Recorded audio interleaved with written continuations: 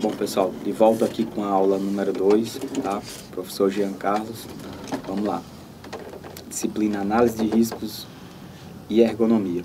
Noções de fisiologia de trabalho, idade, fadiga, vigilância e acidente, aplicação da força. Serão os assuntos abordados nessa videoaula 2, tá? Objetivos de aprendizagem da unidade. Observar noções fisiológicas do trabalho, relacionais aos conceitos de ergonomia, identificar as relações entre idade, tá? Envelhecimento psicológico e trabalho, reconhecer sintomas de fadigas, identificar seus fatores desencadeadores, assim como suas consequências em relação ao desempenho na execução do trabalho, entender a definição de vigilância, assim como comportamento fisiológico do trabalhador na execução desse trabalho, compreender os conceitos de acidente, saber suas formas de prevenção e relacionar as determinações da NR 5 e 9, relacionar os conceitos de aplicações de força, as posturas de trabalho e a ergonomia. Noções fisiológicas do trabalho. Sabes que na ergonomia tem como objetivo adequar o trabalho às características do homem, sejam físicas ou psíquicas. É necessário que a ergonomia tenha conhecimento mínimo, tá? De como o nosso organismo funciona, quais são as limitações do nosso corpo, para que possa desenvolver projetos que correspondam a tais características. Tá? As noções fisiológicas do trabalho. Fisiologia humana é uma ciência que descreve como o corpo dos organismos vivos funcionam. Tá? A fisiologia do trabalho estuda as respostas do corpo humano no desempenho das atividades. Então, é um estudo aí do que é que o corpo demanda aí de necessidades fisiológicas. Noções de fisiologia do trabalho. Estudos ergonômicos referem à fisiologia da atividade, ao sistema músculo-esquelético e ao sistema óptico. Tá? Cada indivíduo apresenta uma característica bem pessoal, tá? Em relação ao sistema circulatório, respiratório, muscular, como também a produção hormonal. Então, cada indivíduo aí apresenta suas características. Por essa razão é importantíssimo estudar a fisiologia. Tá? Esses sistemas estão relacionados com posturas, movimentos, pausas, sono, alimentação, ou seja, a forma pela qual o metabolismo reage, adapta, tá? Física e mentalmente às tarefas a serem executadas. Noções de fisiologia do trabalho. Do ponto de vista fisiológico do trabalho, o trabalho está associado à transformação de energia térmica, química, tá? E pelo ser humano. Então, na ilustração aí você vê que o alimento vai para o corpo humano, transforma-se em energia e a energia transforma-se em trabalho. A máquina humana é movida pela alimentação e pela respiração, transformando estes recursos em energia expressos através do trabalho braçal e intelectual. Idade. O envelhecimento psicológico, processo de envelhecimento funcional, ou seja, marcado para períodos de ascensão na juventude e seguido pelo declínio na terceira idade. Tá?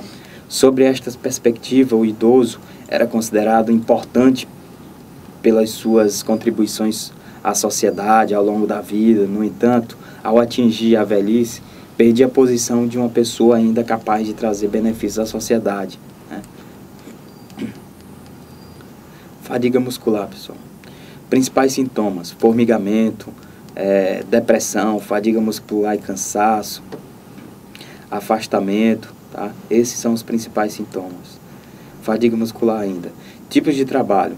Trabalho estático é aquele que exige contração contínua de alguns músculos para manter uma determinada posição. Exemplo, trabalho em pé, estado de concentração prolongado, manutenção de postura. Então, a gente pode imaginar aí vários tipos de trabalho estático aí. Trabalho dinâmico é aquele que permite contrações e relaxamentos alternados dos músculos, tá? Exemplo aí, martelar, caminhar, serrar, alternância entre contração e relaxamento, tá? Então, existe aí essas duas definições aí, tá? O que vem a ser a fadiga, tá? O que a fadiga provoca aí, né? Redução reversível da capacidade do organismo, degradação da qualitativa do trabalho, intensidade e duração do trabalho, monotonia, falta de motivação, fatores ambientais e organizacionais, tá? Então, tudo isso é consequência da fadiga, né? Consequências, tá? Fatores fisiológicos, força, velocidade, precisão dos movimentos, dos erros, do tempo de resposta. Então, está relacionado também com fadiga, tá? Fatores psicológicos, dispersos, tá? Cansaço geral, irritabilidade, desinteresse, sensibilidade e sensibilidade a certos estímulos, tá? Existe até um termo chamado absenteísmo.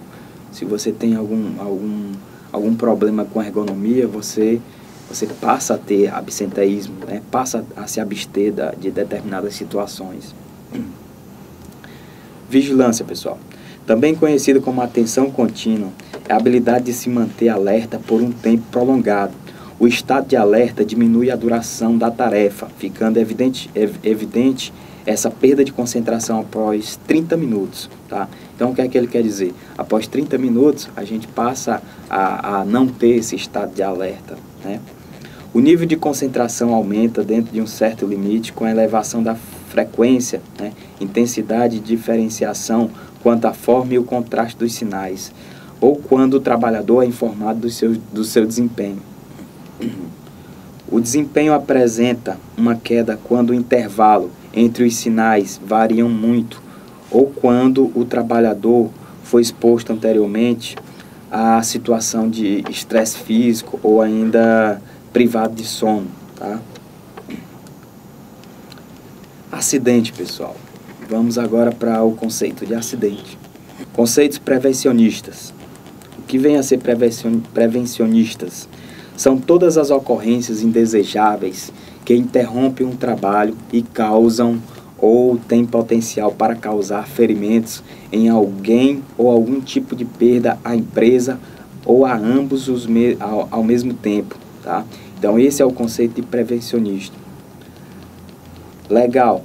É o que ocorre pelo exercício do trabalho a serviço da empresa, provocando lesão corporal ou perturbação funcional, resultando a morte, a perda ou redução permanente ou temporária da capacidade para o trabalho, equiparam-se legalmente a acidentes de trabalho, tá?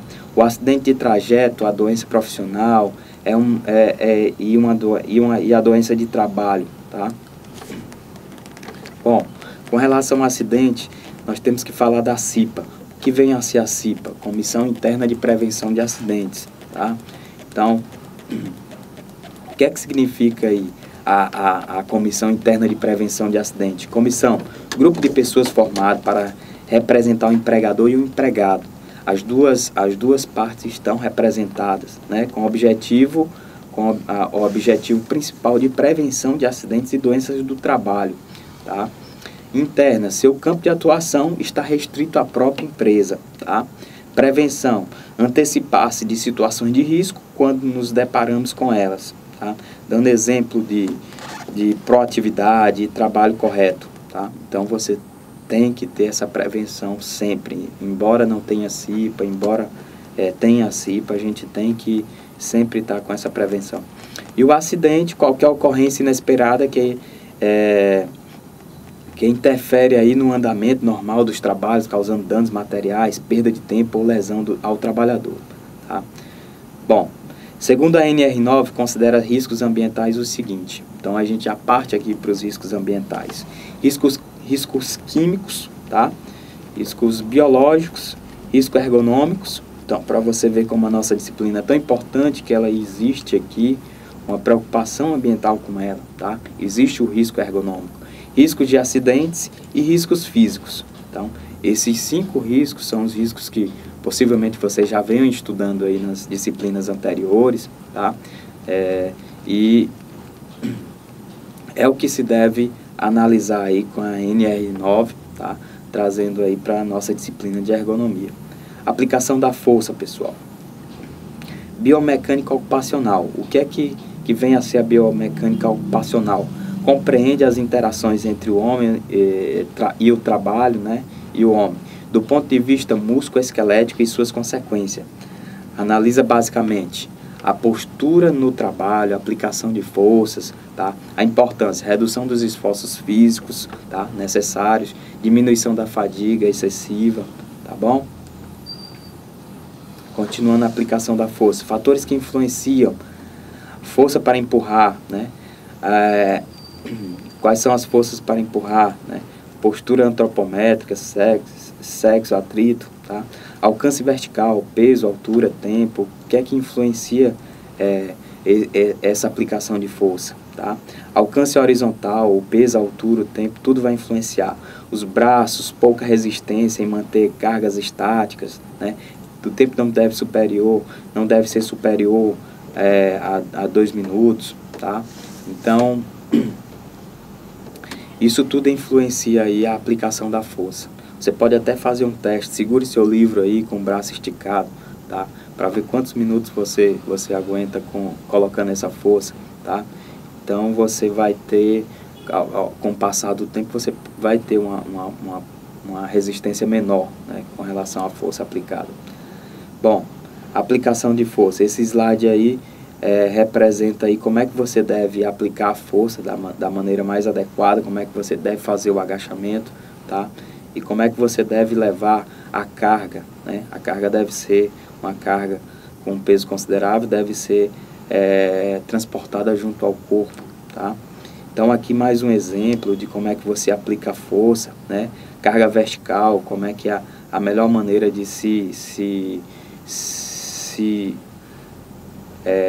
aplicar essa força, né? Para que você tenha êxito aí no seu trabalho de transporte da carga, tá?